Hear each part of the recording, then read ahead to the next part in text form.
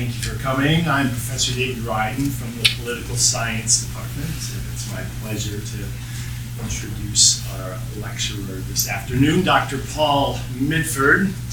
Dr. Midford is a global politics professor at Meiji University in Japan, sort of a sister university, I think, of sorts with Hope College, and so we have a wonderful arrangement by which we get to do some faculty swaps and exchanges, and so Dr. Midford is with us for this semester in a visiting capacity. It's been enjoyable to have him up on the second floor of Lovers Hall and teaching a course in Asian politics. He has a PhD from Columbia University. He has an impressive scholarly record. The most important or significant, I guess, for our purposes, is his most recent book, which came out earlier this year. The title of the book, The Senkaku Island Dispute and Transformation of Japanese Defense, and that's the subject of his lecture this afternoon. I trust that upon the completion of his lecture, there'll be some opportunity for comments and questions, and I encourage you to be thinking about those as we go. So let's give Dr. Midford a warm welcome. Thank you for that very kind introduction. This is actually the book. Was published at the end of March. It's pretty thin, but I think it actually has a lot of details. So yeah, I'm not sure how familiar you all are with Japanese politics or foreign policy. I'm going to try to keep this at a level that is easy to understand. There's also some kind of detail about their kind of armaments and procurements. I'm going to try not to get too deep into the weeds about that and try to keep it more general and political. But of course, please feel free in the Q&A to ask me anything you want about this topic, or even Japan if there's something that's not clear. There we go. So I don't know how many of you have ever heard of the Senkaku Islands in Japanese. In Chinese are known as the Diaoyu Islands. So they're these islands, as you can see here, and they're in between mainland China, Taiwan, and this is Japan's Ryukyu Islands. So and this territorial dispute, I would argue, stems from the very characteristics of these islands, which are remote and barren. Through much of history, they've been forgotten about by the neighboring states of China, the Kingdom of Ryukyu, and then later Japan. And they remain undeveloped, very pristine. I would argue they're mostly of value as a potential nature preserve, particularly for the short-haired albatross, according to the World Bird Federation. But one issue, of course, with these islands and with territory in general is states are territorial. States tend to want to, decide and divide up all the land we have in the world. And while these islands were basically kind of never claimed by anybody in the pre-modern period, in the modern period they've become an obsession for China, Taiwan, and Japan, all three of which control these islands, but Japan, all three of which claim these islands, but it's Japan that controls them, and has done so since 1895 to 1945. Then the United States controlled them. Then they returned control to Japan.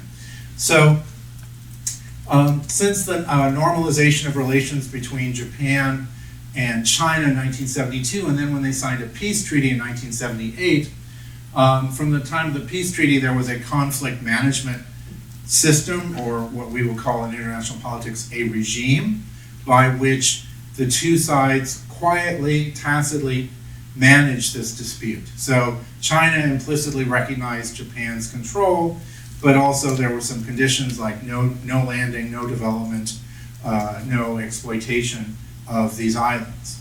And that status quo lasted for quite a while. Also no application of domestic law.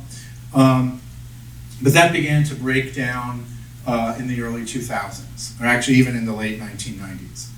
Now, this has long been a very politically salient issue in China. It is seen as related to the history of Japan's kind of expansion and even colonization of parts of China. And the islands are just one other thing I'll mention. Japan claimed them in 1895 in the middle of the Sino-Japanese War, although Japan's position is that they were claimed, that the claim of these islands had nothing to do with the ongoing war, whereas the Chinese position is that they were taken as part of that war. And that matters because the San Francisco Peace Treaty says, Japan had to give up everything it took in that war. Again, what defines them is how small they are. They don't really have much resource value, though it's not hard to find nationalists on both sides exaggerating the kind of potential resources in terms of oil and gas nearby. I'd argue that there actually is not much evidence of that, particularly since they don't have their own kind of extended so-called exclusive economic zone. In some sense, that's almost like, that's kind of nationalists, in my view, trying to make a rational kind of material argument over what is really more of a nationalist obsession. In my view, the territorial dispute is much more about kind of the symbolism and this kind of territorialism that states have. It's not really about any kind of resources or material value that these islands actually have.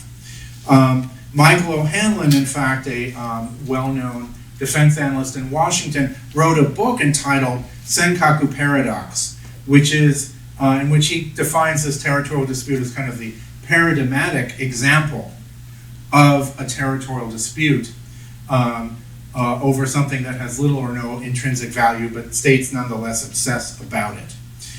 It's a uniquely dangerous territorial dispute because it's the only one where the United States is committed by an accident of history to essentially automatically defending Japan's control of these islands. There are other territorial disputes in the South China Sea involving other U.S. alliance partners, but the U.S. is not necessarily automatically obligated to defend their partners in those cases. And that's partly also because the U.S. is neutral about the issue of sovereignty regarding who has ultimate sovereignty over these islands. Now, Japanese public opinion has remained overwhelmingly skeptical about the utility of using military force overseas to promote foreign policy goals, like promoting democracy, promoting human rights, suppressing terrorism, suppressing development of weapons of mass destruction. But it believes that military force has utility for defending national territory. In my previous work, I've argued that Japanese public opinion was actually never pacifist, as is often said in the media. Rather, I would describe it as more like defensive realist. It thinks that the attitudes in the Japanese public are more along the lines of military force, military power is useful for defending Japanese territory, but really not for anything else. And Japanese overwhelmingly believe that the Senkaku Islands are Japanese territory and support using force to defend these islands. Now, 2010 was a turning point when this 1978 kind of tacit management regime between the two countries. Taiwan is a party too, but this is mostly between China and Japan when it started to break down. It involved, I won't go into the details, but it involved an altercation and including a collision between a Japanese Coast Guard vessel and a Chinese fishing vessel in the waters around the Senkaku Islands that led to the captain being arrested by Japan in an attempt to triumph. China responded with a lot of pressure to get Japan to release the captain, which eventually happened, and then that really created a perception that Japan had been weak and that it would not do that again. And that really hardened perceptions of China in Japan. Now, most Japanese elites before that time did not see China as a direct military threat to Japan. They did not think that China had any kind of aggressive intentions towards them directly, but after this, that changed, and they responded more to, as I wrote here, the kind of perceived changes in Japan's and China's intentions. China began to be seen as an actor that had designs on Japanese territory, and that led to started the process of big changes in Japanese defense policy. And the first evidence of a change was that I wrote here DPJ, that's the Democratic Party of Japan, the left of center party in power at that time, started a began to build up Japan's military in response. Particularly, they began a large submarine fleet build-up from that time. And this was reflected in the National Defense Program Guidelines, or Defense TICO, that was issued under their administration in 2010. And the overall emphasis in this document is on improving intelligence, surveillance, and quick response for dealing with low-intensity, small-scale aggression, which is what was the concern would happen in the case of the Senkaku Islands. So there was an emphasis more generally on so-called outer island defense. And there were kind of fears of a kind of mischief reef type of scenario. In 1995, when the Philippines wasn't looking, China kind of snuck up and took mischief reef from the Philippines in the South China Sea by stealth. And you can tell, reading this document and other indications, that Japanese politicians and defense planners, what they really worried about was when they weren't looking, China would somehow sneak up and take the Senkakus, and then they'd either have to accept this fait accompli, that they'd lost the islands, or they'd have to risk a major conflict to get them back. So everything Japan has done around the island since then has been designed to make sure that that doesn't happen, and that Japan is there, even though these are unoccupied, barren, remote islands. Japan is around those islands 24/7, so that nothing can possibly happen. The new defense guidelines also mandated that the Ground Self-Defense Force, the GSDF, should deploy to a nearby island of Yonaguni, which is the closest populated island to the Senkakus, also the closest Japanese island to Taiwan. They're there primarily for maritime surveillance, but they could theoretically also be deployed to the Senkaku Islands in a crisis. The 2010 defense guidelines also mandated creating this dedicated amphibious assault unit within the GSDF, which would be comparable to the U.S. Marine Corps. And as it developed, actually the U.S. Marine Corps worked with the GSDF to help them develop this unit. They trained together, etc. This eventually became the Amphibious Rapid Deployment Brigade. And this also appears to be significantly focused on defending these islands.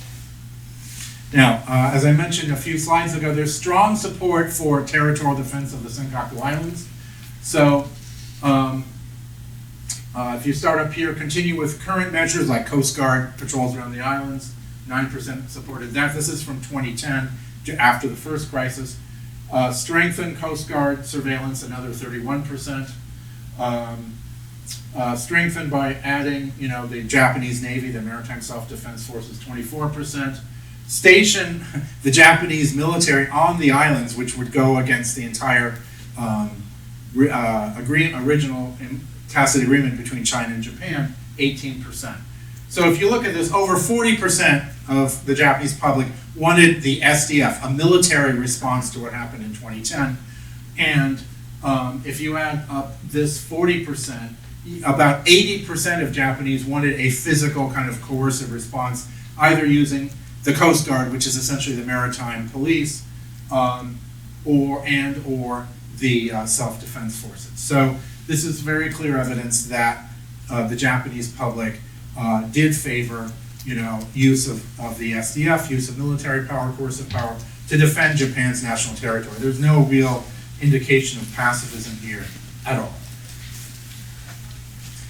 So in 2012, we see the final demise of this conflict management regime. The nationalist kind of right-wing governor of Tokyo doesn't trust the DPJ government's efforts to maintain Japanese control of the islands, and he proposes to buy the islands and develop them, which again goes against the kind of long-standing agreement between China, and Japan.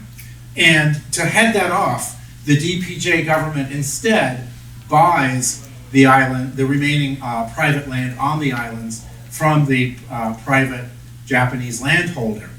But for China, this, like the 2010 incident, looks like an attempt by Japan to overturn the status quo by applying Japanese law to these islands.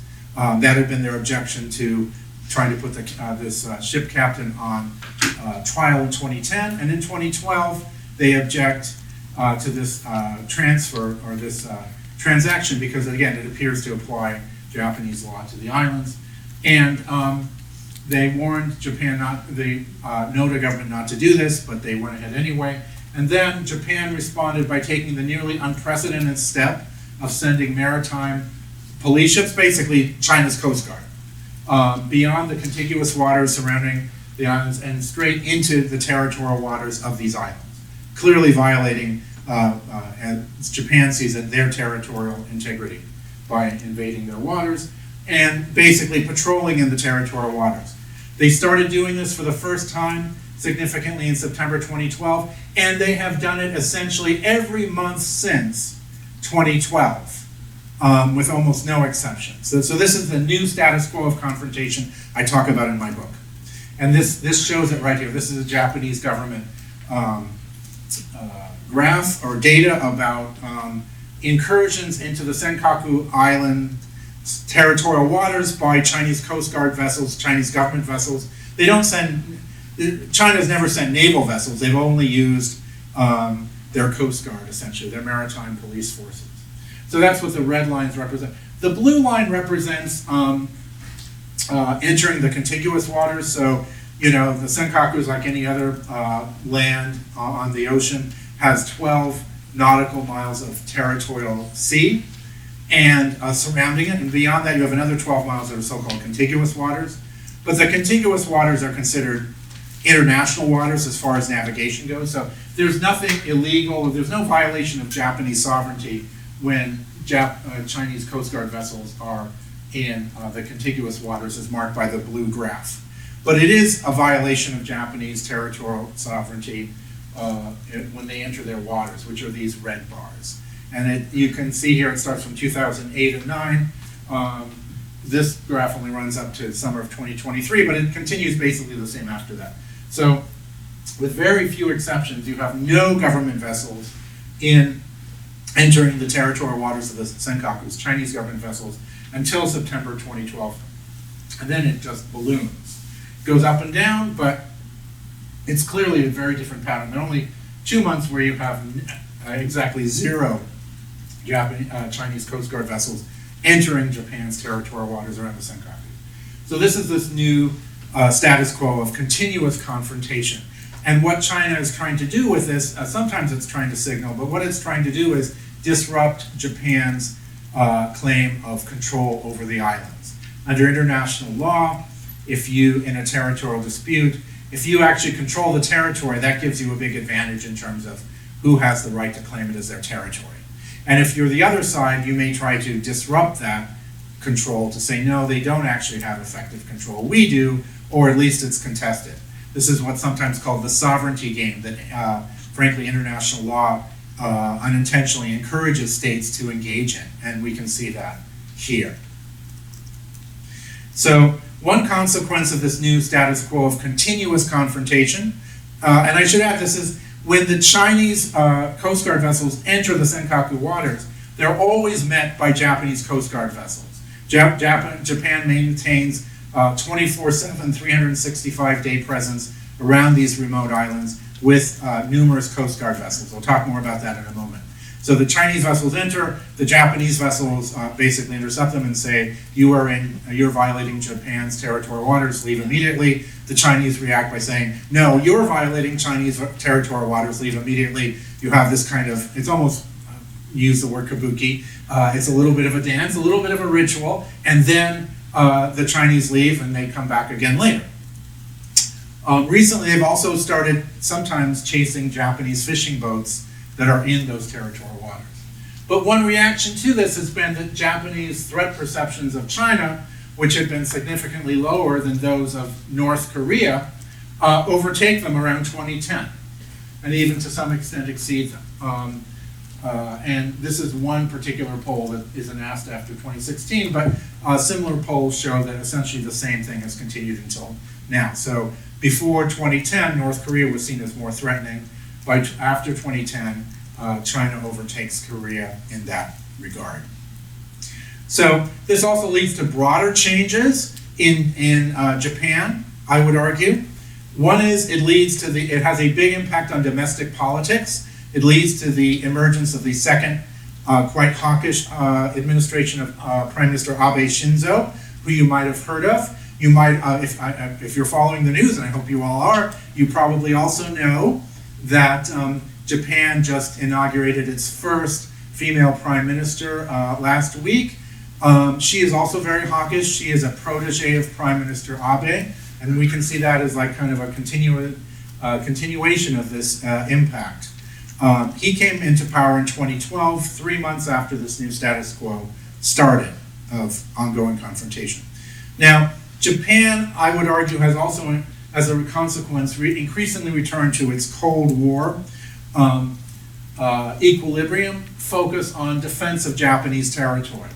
After the end of the Cold War, the Soviet threat to northern Japan disappeared. Japan started making more contributions to international security. It started participating, I use the term here, I'm sorry, PKO, peacekeeping operations. It started contributing to UN peacekeeping operations, sending the SDF overseas for the first time. It sent them to Cambodia, it sent them to Eastern Zaire, East Timor, Mozambique, many different places. The Golan Heights between Syria and Israel, they went to many different places. But one consequence, I would argue, of this new status quo of confrontation and this kind of growing perception of a China threat is that Japan ended all of its peacekeeping operations and withdrew its unit level contributions of the SDF to these peacekeeping operations. So basically between 1992 and 2017, Japan was almost always participating in one or more missions. By 2017, that ends. It's a little bit more of a wrinkle on that. Japan does have a few officers and headquarters in South Sudan and the Sinai Peninsula, but that's not real. That's very safe, not very low risk, and it's different than having an entire unit on the ground engaging in peacekeeping or rebuilding efforts, which is what Japan was doing before. Also, I'd argue we're looking at the deglobalization of the U.S.-Japan alliance. During the George W. Bush administration, Japan was supporting the U.S. war on terrorism by sending its navy to the Indian Ocean to refuel U.S. and allied vessels. Japan deployed troops to Iraq after the U.S. invasion of Iraq. But that was already largely ended by 2010 when you had a left-of-center government, the Democratic Party of Japan, DPJ, in power. But it continues under the Abe administration, even though he's very much trying to strengthen and double down on the U.S.-Japan alliance. Basically, from what you have is this, again, this withdrawal of SDF deployments outside of East Asia, no more direct military support for the U.S. outside of East Asia.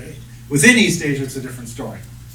This is also the result of, as I said, public opinion, and the U.S. pivot to Asia, the U.S. attempt to focus more on Asia. Japan is doing that even more than the U.S. is.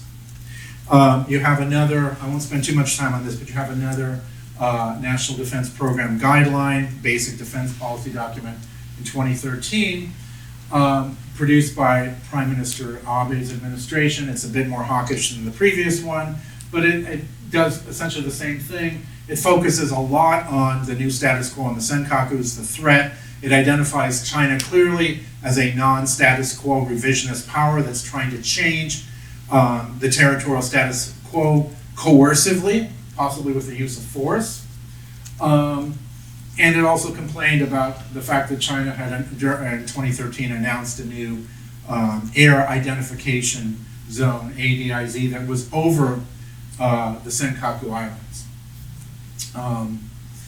And I'll just show you briefly a map of that. So, I mean, what an ADIZ, without getting too technical, is basically when planes fly through this zone, the country that has the ADIZ, once the planes to identify themselves either beforehand or when they're flying through. Occasionally they might ask them to change course, and this is essentially a defensive measure to prevent hostile planes approaching very close to your coast before you know about it. Actually, the US invented ADIZs during World War II. And the US created an ADIZ over Japan and over Okinawa in the late 60s before the US gave the Ryukyu Islands back to Japan. So this is in Japanese, but what you can see here, this is the new Chinese ADIZ. It covers the Senkaku Islands. This is Japan's ADIZ from 1969, which it also gets pretty close to China in some places, I would add. This gets pretty close to the Ryukyu Islands. And then you have these inner lines. This is Japan's claimed exclusive economic zone. An exclusive economic zone is a maritime area where you have all the rights to fish and minerals and oil and everything else. And this is China's proposed EEZ zone. So you have this area of kind of overlapping and conflicting claims here. But what's also interesting is that the ADIZs and these EEZ claims don't match, which is also a potential source of conflict or misperception. It could lead to, you could have, first of all, when you have overlapping ADIZs, you can have the air forces of the two sides intercepting each other. But it can also have an impact on what's going on in the sea and below the sea in terms of potential conflicts or accidental conflicts. So since 2012, Japan has been building up its capacity, military capacity in the Ryukyu Islands. In 2015, the Yonaguni base is established, finally very close to Taiwan. Again, it was originally just maritime surveillance, but then it's reinforced later with a kind of radar unit for tracking airplanes and electronic warfare unit as well. Also, Japan finally establishes this full brigade for this amphibious assault unit, again, very much like the U.S. Marines, that's designed to capture or to recapture islands that some hostile force has taken. Then you also have a missile buildup, which I'll talk about later. But most interesting, this is the most directly related to the Senkakus. You have this very significant buildup of the Coast Guard. In April 2016, Japan's Coast Guard launches a new flotilla that has only one purpose, and that is to monitor and defend Japan's control of the Senkaku Islands. It consists of 12 ships, some of them quite big, as you can see here. And over time, it grows. So it starts off with 1,500-ton vessels, then it goes up to 6,500. And in 4 years from now, they're going to deploy a much bigger one that's 30,000 tons. By the way, China is sort of doing the same thing. China is building up the size of its Coast Guard. Japan is kind of trying to compete with them around the Senkakus, although it's kind of difficult because China's Coast Guard has just gotten so huge. But this is just dedicated to defending the Senkakus. And I would add, again, you have nationalists talk about, well, supposedly there are oil and gas resources around the islands on the seabed. I'm skeptical about that.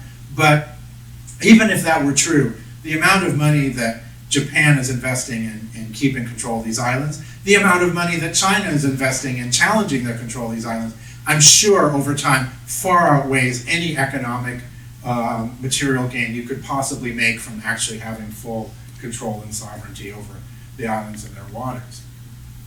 But yeah, this is actually in many ways much larger than the entire regional division that covers the Ryukyu Islands. And as I say, over time, it has only grown. As the kind of challenge from China has grown, Japan has tried to keep up with it. It's been kind of a bit hard for them to do that, but that's what they've been trying to do. Japan's building of anti-access area denial, A2AD capability in the Ryukyus. That's maybe a bit of a technical term. This is a strategy that actually China developed to keep the US Navy out of waters around East Asia, particularly Taiwan. And basically A2AD, anti-access area denial, meaning keeping hostile naval vessels, other forces out of certain regions.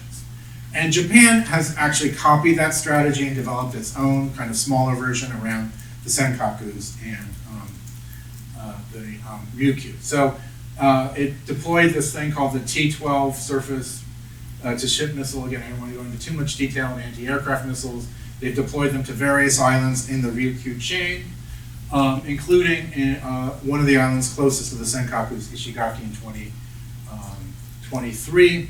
The range of this missile is only a little over 100 miles. From Ishigaki, it covers the Senkakus, but just from that one base. It's being extended and range.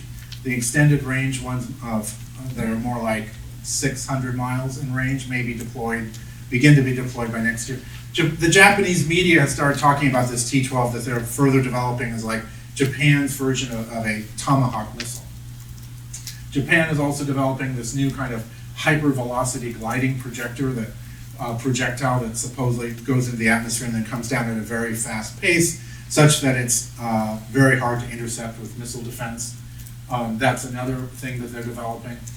And the whole point of all these missiles, anti-ship missiles, etc., that Japan is developing is to, again, create an area, anti-access area denial, whereby so China cannot effectively operate around the Senkakus or around the Ryukyus without being put under great risk from these missiles they're deploying.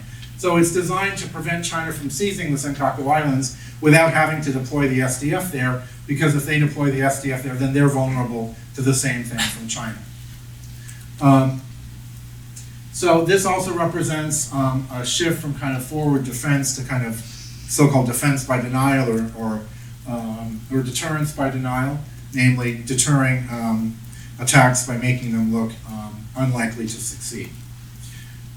Now, this also can have some value for the United States by essentially locking China's surface fleet out of the Western Pacific by going through the Ryukyu Islands, particularly the Miyako Straits, which I'll talk about more in a minute. Japan's also enhancing its so-called anti-submarine capability, which had not invested in it at all since the Cold War. During the Cold War, some say Japan had the world's best anti-submarine capabilities. But after the Cold War ended and the Soviet threat disappeared, Japan didn't really invest in that. But then they started investing in it again after 2010. Again, first you have this submarine buildup by the DPJ I mentioned earlier, and then more recently Japan started for the first time since the Cold War adding to its submarine surveillance fleet of surface ships. And it's also apparently reinforcing its whole network of underground hydrophones and sensors that are quite good at picking up submarine movements. So that's part of kind of anti-submarine warfare to create kind of, again, an exclusion zone around the Senkakus and the Ryukyu Islands. Electronic warfare. Again, Japan invested a bit in this during the Cold War to counter the Soviet threat up in Hokkaido and northern Japan. But then basically ignored this capability for a while, but then in the 2010s started developing a new next generation electronic warfare capability, formed several new detachments, and most of them were sent to the Ryukyu Islands like Yonaguni, again very close to Taiwan. Still a very small unit, appears to lag behind China. It's purely defensive. There's no kind of offensive capabilities. I can talk more about that later, but I won't bore you with those details now. So just to kind of look at a map then, in terms of everything that's happened. So one thing I didn't mention is that already in 2008, you have a SDF signals intelligence base here at Miyako, on the other side of the Miyako Straits. It's just there for, collecting signals, radio transmissions and others from China and others.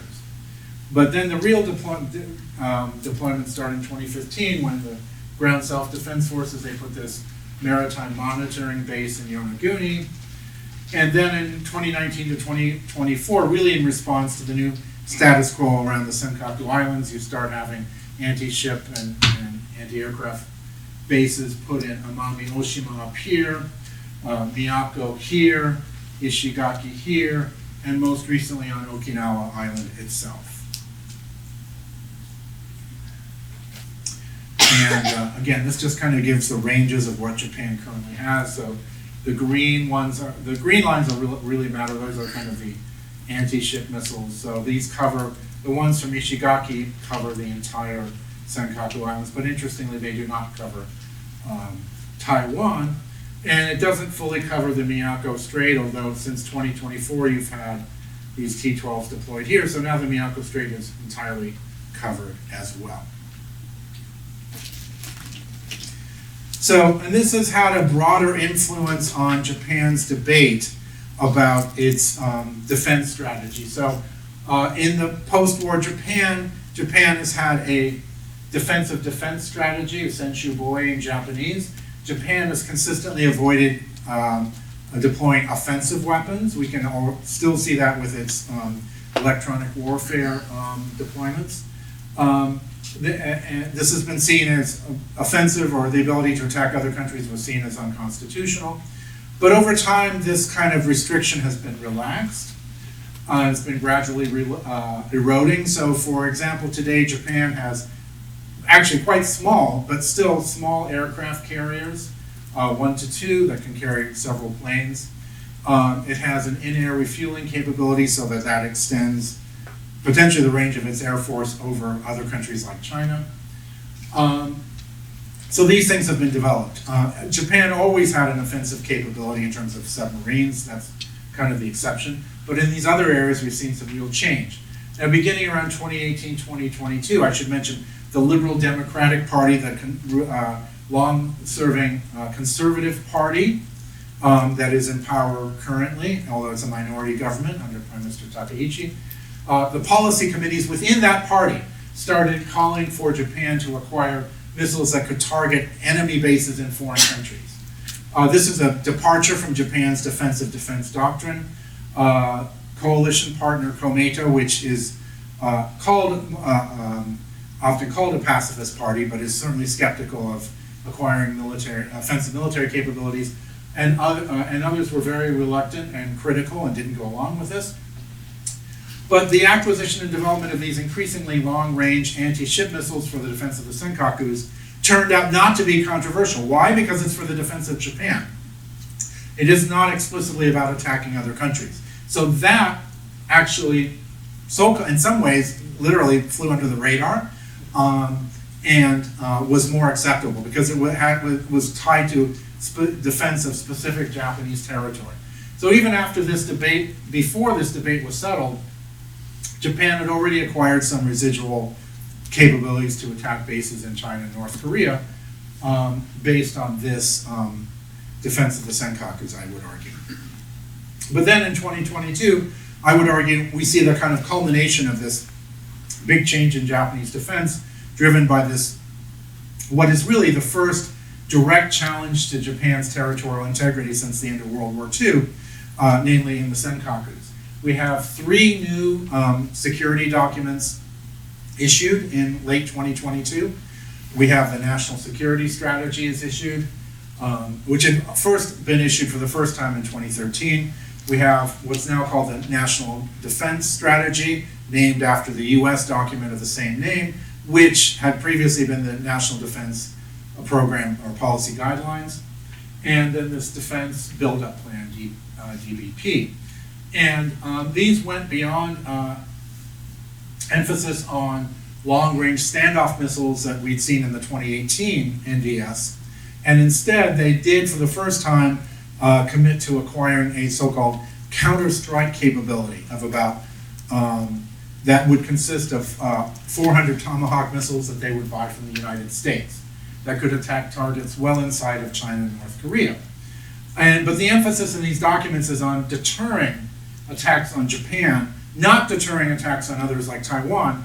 And also, these documents are explicit in saying preemptive attack on someone who looks like they're about to attack Japan is illegal from their point of view. It also committed to increasing defense spending by around 60% to meet the NATO standard of 2% of GDP spent on defense. But this defense buildup was justified as a way to achieve defense autonomy within 5 years. Defense autonomy. And that sort of also reflects something else that's going on, which we're all probably aware of, which is during the first Trump administration, there was questions raised on the U.S. side, on the Trump administration, about how much and under what conditions the U.S. would continue to defend its allies. Japan was no exception to that. So there's, even though this is during the Biden administration, increasing questions about whether Japan can and should rely on the U.S. for defense, and there's a desire to spend more on autonomous defense and to become more autonomous from the United States. I think I don't want to I want to leave some time for questions. So there are also various basing problems as well regarding the new bases in the UQ Islands. Those islands are small. These missiles they've deployed are truck launched and mobile, but it's very questionable whether they can really roam outside of the base because of local opposition and concerns about civilian safety. You know, if they're targeted, you know, civilians might get harmed. Now, to some extent, Japan's 2 layers of missile defense help compensate for some of this, but that's still an issue. So, you know, the ability to kind of use these new bases in a conflict might be rather limited. There's also been very strong opposition to deploying counter-strike missiles like the Tomahawks in the UQ Islands on these bases. The Ministry of Defense even had to promise Yonaguni Island that no such missiles would be deployed there, even though they might have, you know, military utility. Another example is that, you know about the Patriot missile, which is an air defense missile, very effective in places like Ukraine. The SDF has those, has had them for a long time, but they've only been able to exercise off of base 5 times because of local opposition. Cities object to having exercises involving these missiles. People can't find them disturbing and don't support having them in off-base exercises. And this is a defensive missile, but if you apply this to, say, more offensive types of missiles, counter-strike missiles, almost certainly the opposition is going to be even greater. People are going to fear being targeted in a conflict, etc. So these are issues surrounding bases that have kind of limited the effectiveness to some extent of this buildup so far. This is just a picture of the Miyako Island base. This is a picture of the Ishigaki base, the really key one. I took a picture when I was there last summer. So just to conclude, so the ongoing Senkaku confrontation since 25 has been characterized again by regular Chinese patrols into Senkaku waters, and this has catalyzed a transformation in Japanese defense. It's the first direct threat to Japanese territorial integrity since the end of World War II, contributed to the birth of the second Abe administration, contributed to deglobalizing the US-Japan alliance, Japan's withdrawal from direct contributions to international security. It was also complemented by the US attempted pivot to Asia, which maybe hasn't been very successful.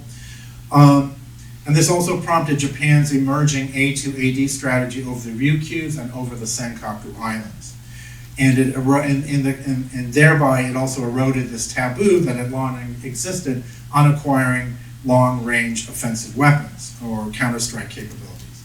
So I argue that this actually represents a return to the, in some respects, to the Cold War equilibrium in Japanese defense policy, which is focused on territorial defense. But in this case, there are at least to some extent more partners. It's not just the US. Japan has security partnerships with Australia, India, European countries, but they're not alliances. They're not mutual defense agreements. They're just for, you know, co-development of weapons and joint military exercises and things like that. And then, has Japan committed to defending Taiwan? There's a lot of discussion about this in Washington and in American, you know, policy journals. A lot of controversy. My answer is no. The only partial exception might be closing the Miyako Straits to Chinese military traffic in a conflict. That arguably Japan doesn't have the right to do under international law, but Japan, even though those are it's an international strait, Japan actually looks at it more as a domestic strait and might well move to block Chinese access to that strait. But there has been open political debate and discussion about the importance of Taiwan since 2021 for Japan's security. But there has been no real debate and no real discussion about Japan directly defending Taiwan, mostly about facilitating or letting the US use bases to help defend Taiwan. The 2022 defense documents hardly mention Taiwan.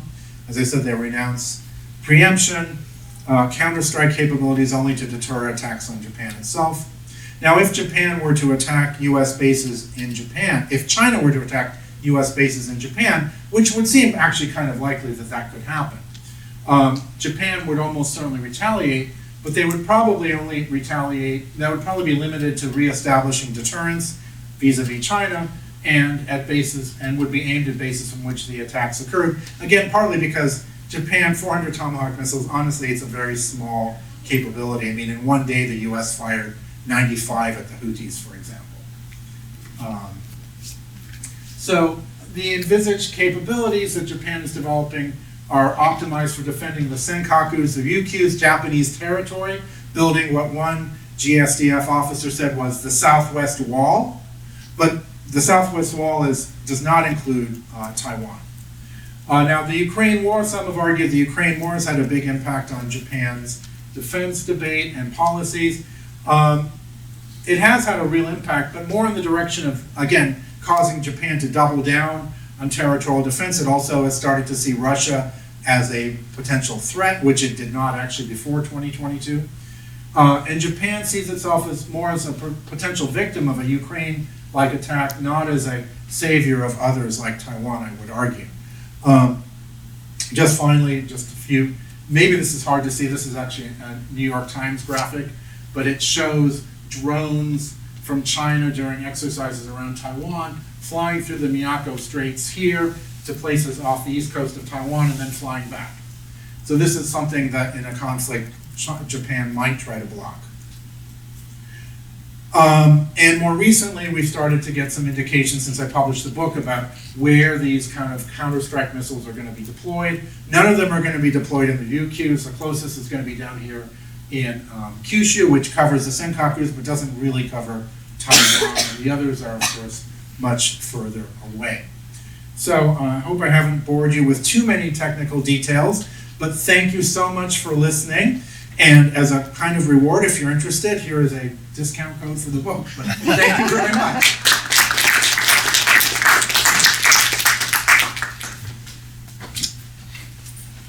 Yeah. Well, thank you very much for sharing that. Sorry I was a bit late. Could you talk more about it sounds like there's not really a domestic political incentive to object to this more, maybe not aggressive defense posture, but more beefed up. Could you talk about the domestic politics? That's a really good question that I probably didn't emphasize enough. This new environment and this kind of defensive realist kind of attitudes creates an opportunity for Japanese elites, particularly those who might be kind of more hawkish, to expand Japan's military capabilities for defending Japanese territory. But they don't create an opportunity to use military force beyond Japanese territory to defend Taiwan or to engage in, say, help the US or other countries in the South China Sea confront China. Now, that's at the level, say, of combat or use of military force. Japan has been providing a lot of aid to countries in Southeast Asia, the Philippines and Vietnam. Mostly these have been Coast Guard vessels, patrol planes, etc. They have not been providing equipment that lethal assistance, but planes and ships maybe without guns, for example. They have been doing that. That is possible. That's not controversial.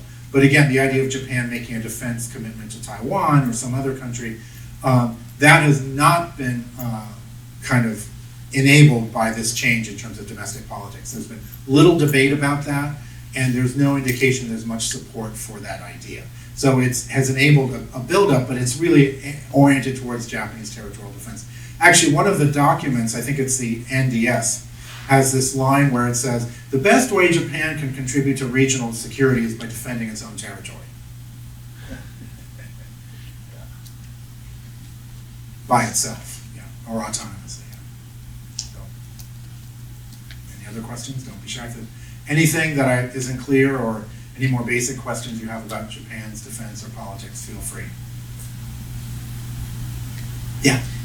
When it comes to, I guess, just public opinion and in terms of like not everyone being on board, but like pouring all this money in defense into islands that don't, like you were saying, have the resources, is one of the things like largely driving it being the fear of China if they do take over the territory, possibly infringing more on Japan in the future in other areas?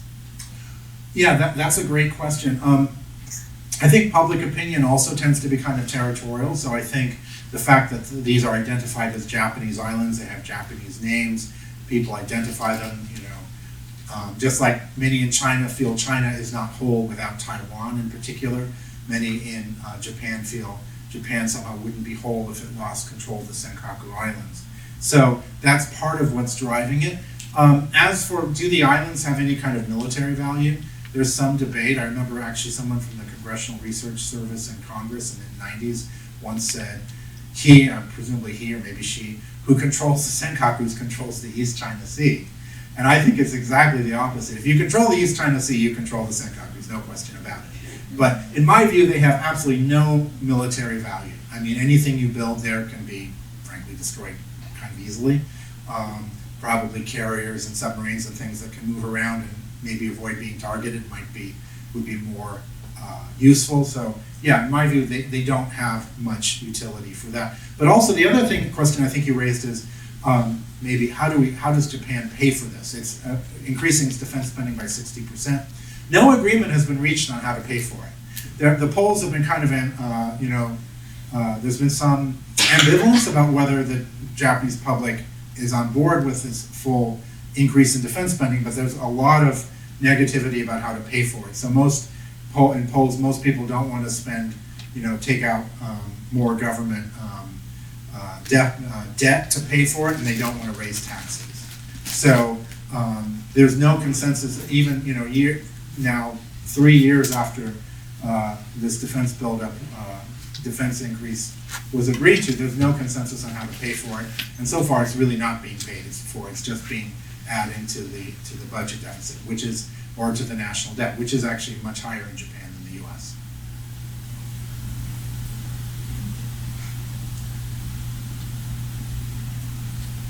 Sean? Yes. Can you talk a little bit about during the Cold War, Japan felt like this threat, part of northern Japan felt threatened, and not sure you said like by Russia. Can you talk a little bit more Yes. about that? I'm not familiar with that. Yeah, so during the Cold War, the concern was the Soviets might attack Hokkaido. I'm actually thinking, I might go back and see, do I have a, okay, well, maybe this is good enough. So you have, Sakhalin up here, the Kurils up here, of territorial dispute. This is the Sea of Okhotsk. The Russians, the Soviets tried to turn that into a sea bastion where they would keep their nuclear submarines that had, strategic nuclear weapons that could hit the United States. The U.S. under the Reagan administration had a counter strategy to break into the Okhotsk and try to sink these submarines. The Russians were building up their military around that area to stop that from happening. And there was concern that the Soviets in an armed conflict might attack and particularly invade and occupy northern Hokkaido. So during the Cold War, the ground self-defense forces was overwhelmingly based up here. You have lots of bases and lots of deployments in in Hokkaido. You have lots of tanks. They thought they were going to have a tank war with the Russians there or something like that. The Cold War ends, and there's a desire to relocate the ground self-defense forces in the SDF more towards down here. That was announced already in the mid-90s, but it's very slow because you have all these bases and infrastructure up here. You don't have bases down here. I mentioned the new bases in the UQs. Those took time and effort to build. There was public opposition. There's another new base they're trying to build in Okinawa that they just scrapped because there's too much opposition. So, but yeah, they were concerned about the Soviets particularly attacking northern Hokkaido. By the way, small fun fact, at the end of World War II, Stalin and the Soviet Union asked for an occupation zone in northern Hokkaido, which was denied, but they did talk about it, or did ask for it. So, sure. Yeah. I apologize. I don't know if this is going to be a weird question, but do you think that any of this such conflict about the Senkaku Islands has impacted the way that citizens in Japan specifically think about police and the military? No, that's a great question. I'm not really sure it does. I don't think it affects the police. Now, the SDF, it might. Although, you know, the SDF already had, the self-defense forces already had very positive ratings, and they were very popular in the Japanese public. I mentioned pacifism. There's another kind of way to think about Japan's public's attitudes in the post-war era towards the military. That is so-called anti-militarism, the culture of anti-militarism. Thomas Berger at Boston College talks about that. And I think that's very true. But that doesn't necessarily mean that the SDF is unpopular. I mean, I actually did some other research on this, and from the mid-1960s, you have a clear majority consistently of Japanese who have a positive view of the SDF versus a negative view.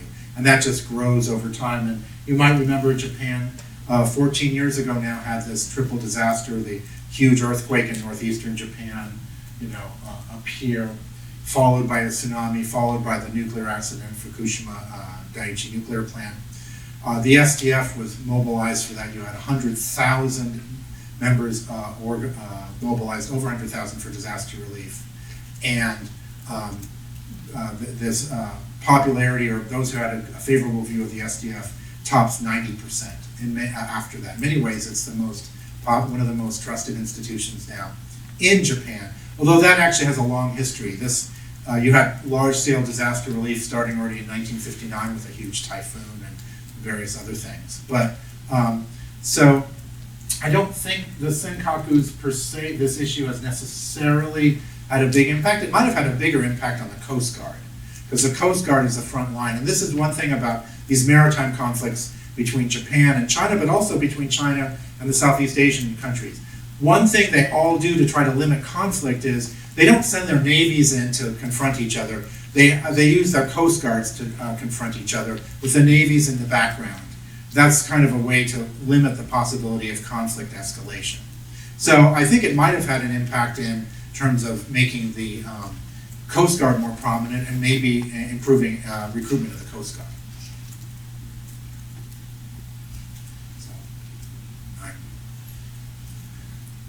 Other questions? We have another few minutes. I can also stay behind and talk if you have other questions.